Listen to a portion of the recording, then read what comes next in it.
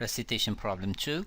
A swing is made from a rope that will tolerate a maximum tension of 8.0 times 10 to the power of 2 newtons without breaking. Initially, the swing hangs vertically. The swing is then pulled back at an angle of 60 degrees with respect to the vertical and release it from rest. What is the mass of the heaviest person who can ride the swing? This is a multiple concept question. Clearly, the object is going to move in a circular motion, which is going to require us to use the Newton's second law for circular motion to be able to solve for the tension. Also, the energy is required to be able to find the speed. First, let's put the free body diagram on the object when it is along the vertical, at the moment when the tension is at its maximum. To be able to solve for the tension, we need to use Newton's second law for an object going in circular motion. The sum of the forces acting on my system of interest equal mass times acceleration, and the acceleration is centripetal. There are only two forces here, the tension and the weight, mg. They add up to mac.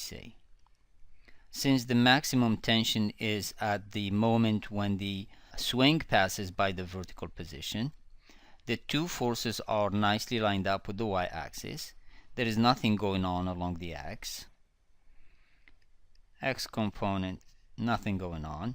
Y. Notice that the tension is pointing towards the center, therefore it's positive. And the mg pointing away from the center, that's negative, equals mv squared over r. V is the speed at the moment when it passes by that vertical position. To be able to solve for the mass, you need the tension, it's given, gravity, the r, which is the length of the rope. To find out what the v is, you need to use the conservation of energy. But we need to verify that the conservation of energy applies. Notice that there are only two forces acting on the system here, mg and the tension. Mg is a conservative force, right? The tension is not. However, in a swing or a pendulum of that kind, the tension is at all time perpendicular to the path in which the object is going. Therefore, the work done by the tension is always going to be zero in cases like this. Work done by the tension is zero. That makes the work done by non-conservative forces also equal zero. As a result, we can use the conservation of energy equation that says Ke initial plus Pe initial equal Ke final plus Pe final. The initial is going to be where the object is released when the angle is equal to 60 degrees. The final is going to be when the object is located at the vertical position.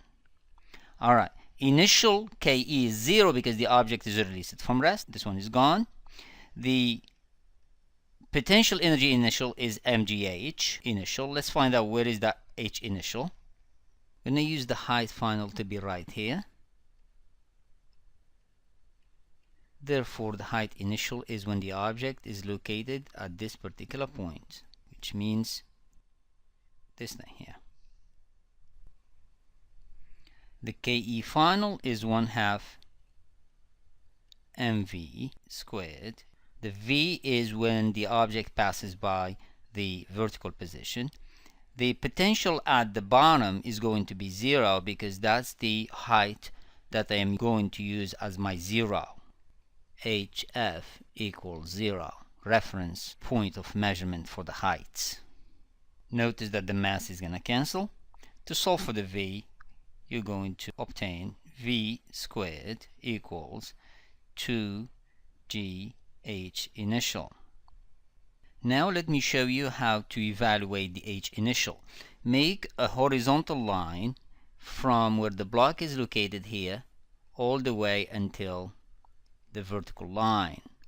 The h initial is either this line or this one here, this quantity. Alright? Clearly, to figure out the h initial is the entire length r of the rope minus the quantity which is right here. Since this one is also r, this quantity is equal to r cosine theta, this one here. Now we can say that the height initial is equal to r minus r cosine 60, which is the theta. Factorize the r, you will get h initial equals r1 minus cosine theta, or cosine 60. Let's make the substitution here. V squared equals 2 times g. Instead of hi, I'm going to put r 1 minus cosine 60. Take this whole quantity, substitute it into the t minus mg equal mv squared over r. So that y component had a tension minus mg equals m, here's the m, v squared, here is the v squared, 2g r 1 minus cosine theta, close the other parenthesis here, divided by r. See that r here? It does cancel out. Look at it. That was the toughest part. Now we have everything that we need to know to solve for the tension. At this point in time, you can substitute for the known quantities if you want to. Notice that the cosine of 60 is equal to 1/2. That can easily simplify the equation.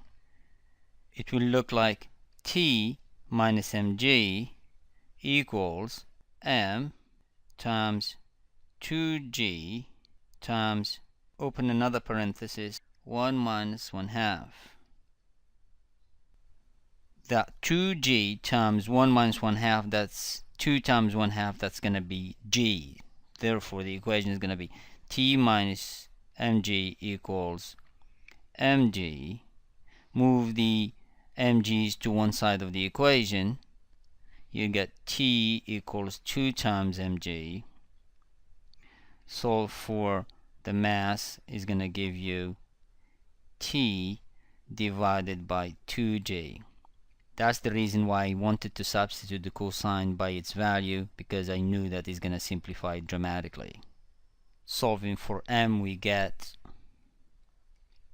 40.8 kilograms.